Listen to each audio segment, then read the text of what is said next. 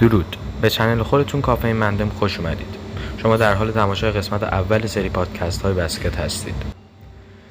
پلن ما در بسکت بالا بردن آگاهی افرادی هستش که یا چیزی از قهوه نمیدونن یا میخوان اطلاعاتشون رو بالا ببرن.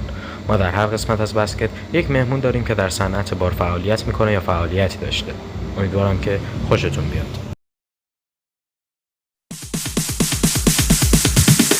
Sorry ass DJ.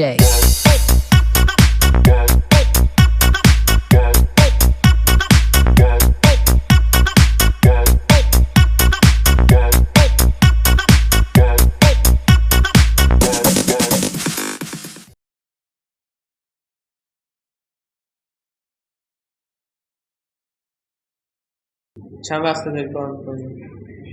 7 سال 95 نمیشه. دمی رو از کجا شروع کردی؟ کلا چی شد که رفتی سمت دمی؟ خودم علاقه داشتم به برنامه تست کرده بودم،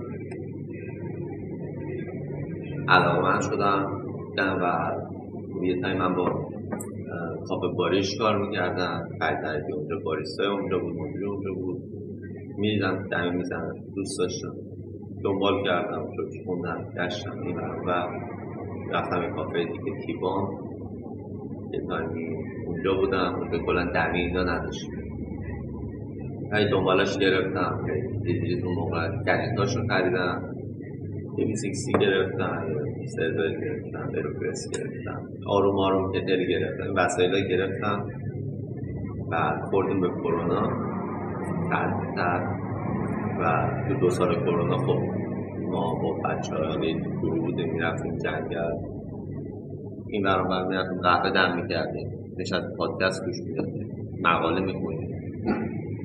خب منم علاقه به مقاله خوندن، ترجمه کردن داشتم، مثلا ترجمه میکردم، مقاله فرمایسی رو میرفتم دنبال میکردم، جای دیگر رو دنبال میکردم.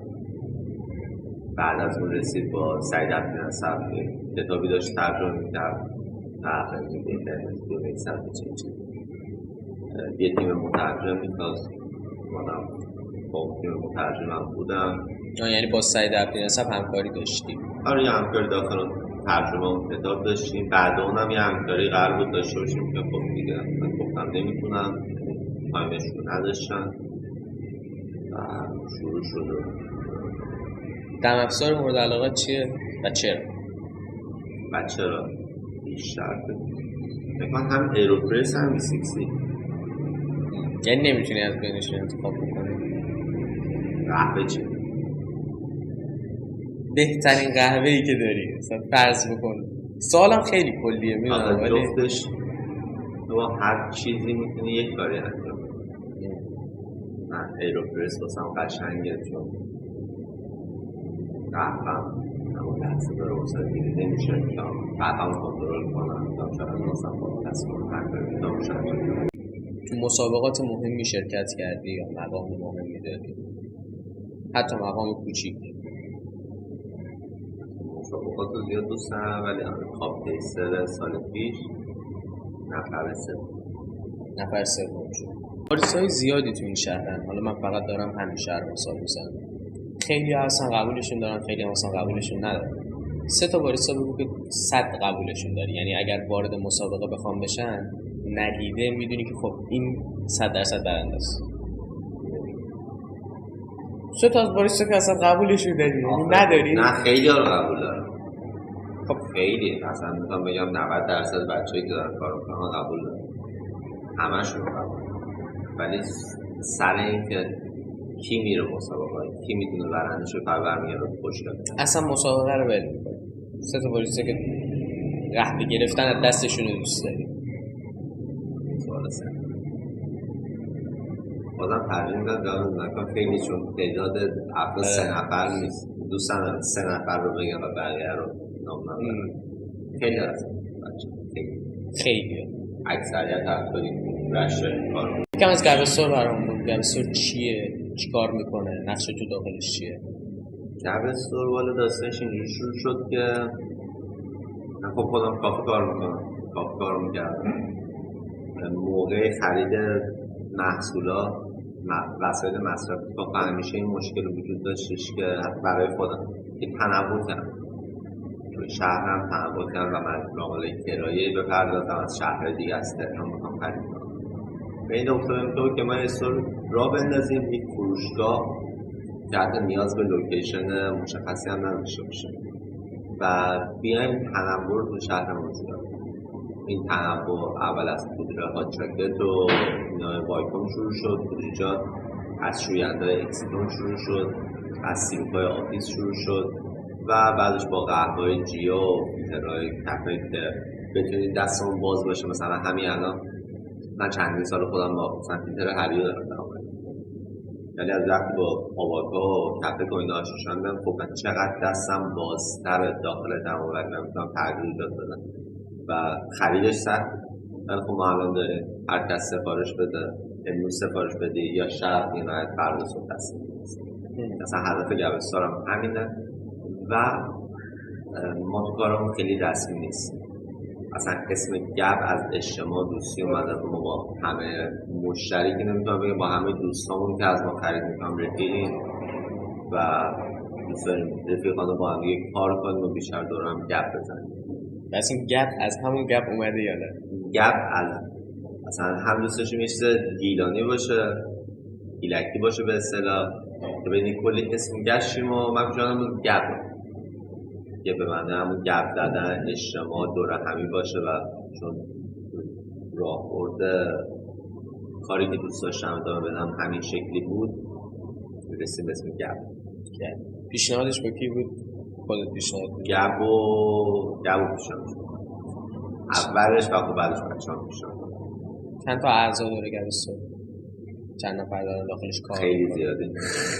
داخل رأس در اصل 2 نفریم، من و محمد رضا اسدی موضوع شروع کردیم با هم دیگه. هنوزم در اصل ما 2 نفریم از سرمایه کار اینا، ولی میدم گرده تعدادمون زیاد. چرا جیا؟ یعنی اینجوری بگم چرا جیا؟ من اونجایی که دستم فروش نیست و نبود و نخواهد بود و سود در سود بیشتر رفتم گشت زمانی که مثل نمایندگی کلا برای گپ استور نمایندگی بگیریم، چه سر پودریجات چه سر شوینده سیروپ کلی تست زدیم. خودم به شخصا اونقدر جاهای مختلف رو گشتم که بتونم بالاخره پیدا کنم چیزی که خودم بخوام استفاده کنم. سر قهوه 12 یا 13 تا روستری رو تست کردم شهریور ماه یا مرداد یا شهریور سال پیش. 12-13 تا روستری تست کردم از لاین دمی اسپرسو. تو ذهنم روی برگه همشون اسکور نمره‌ای دادم. بین همشون جیا واسم دلنشین تر، حتی با اینکه اصلا نمیشناختم، حتی شاید تو موقع روستری رشت خیلی شناخته شده نبودش. تست کردم و خیلی خوب بود ولی باز نمایندگیش رو نگرفتم. 1 ماه بعد که میشد شهریور یا مهر ماه یه پارت دیگه سفارش دادم برای خودم مصرف شخصی. تست کردم که ببینم کیفیتش هنوز همون هست یا نه و دیدم اوکی. باز هم نمایندگی نگرفتم و گذاشتم 1 ماه دیگه هم گذشت و شد آبان. از دوباره سفارش دادم، چند تا لاین دیگه هم سفارش دادم، تست کردم و دیدم باز هم کیفیت قهوه همون قهوه بودش که مثلا توش خوردن دوست داشتم و بعد از اون 10 روز از اون گذشت تازه شروع کردیم به نمایندگی و صحبت و چند وقت داریم با جیو کار میکنیم؟ 1 سال. تو 1 سال هیچ تغییری نداشته؟ هیچ تغییری نداشته. قهوه همون قهوه‌ایه که مسال پیش داشتیم که نه که این سری تغییرات جزئی همیشه هست. یک سری چیزا مخصوصا حالا تو دمی و غیره و اینا دست آدم نیست، بالاخره گریمینه تموم میشه، بالاخره دست به رست آدم عوضش میکنه، بالاخره لوکیشن کارگاه عوض میشه، روستر ممکنه عوض شه، ولی ماهیت و کلیت قهوه‌ای که از اول گرفتیم تا به الان همونه، تغییری نکرده. قیمتاش به نسبت بقیه و به نسبت کیفیت واقعا اوکیه. نمیخوام یک تعریف کنم، واقعا چیزی که باعث شده همه این پارامترها رو هم دیگه جمع کردن که نتیجه برسیم. با کسی مشکل داری تو این کار؟ اسم اصلا نمیخواد ببره حتی یه نفر. چجوری میشه یکی با هیچ مشکل داشته باشه حتی یک نفر؟ دونه قهوه من ما رو دور هم دیگه جمع کنیم. دونه قهوه من قهوه تو واسه درست کردیم. مثلا دارم دقت نمی‌کنم خوشمزه است، قهوهش دستش همش چیه بالانسه.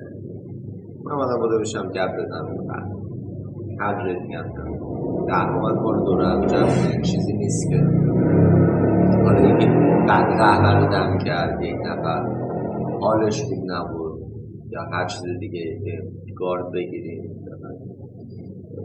موضوعمون رو عوض کنیم تیم بندی کنیم جداش نیست اومدیم دورم قهوه بخوریم کار کنیم مثل شغل بگیریم یا بعدم واقعا قهوه هست که ما دوره هم جمع شیم یکیمون دم کنه و یکی دیگه بنوشه مثلا اونقدر سخت نگیریمش خیلی قشنگ‌تر کنه.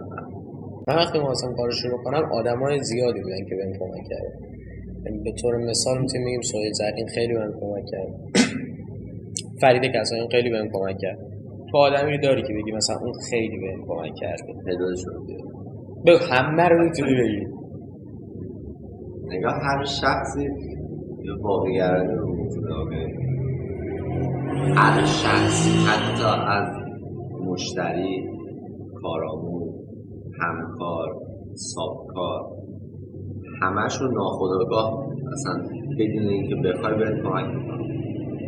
من بخوام مثلا اگه آموزش بخوام که بگم که بهم آموزش داده بخوام شخص یک شخصی رو بگم تو که بالا سر من بوده به من آموزش داده نه خب ولی از هر کسی خیلی چیزا من مثلا از فرید حبیبی خیلی چیزا یاد گرفتم با سهیل کمتر در ارتباط بودم ولی خب از اون هم سر مسابقات خیلی چیزا یاد گرفتم از سابکاری که داشتم حتی با اینکه شغلشون این نبوده ولی خیلی چیزا یاد گرفتم از همکاران از بچه‌ای که هستن از امین خاجوری و امین خاجوری خیلی چیزا یاد گرفتم کلی کمک کردن نکن هر کدوم این اشخاص و جدا از این اشخاص هر کدوم بچه‌ها مثل محمد رضا اسدی، محمد صالحی، ابی نعمتی، پوریا دوابی، محمد بردی همه بچه‌ها به همه بچه‌ها به سبک خودشون به هم دیگه کمک کردن.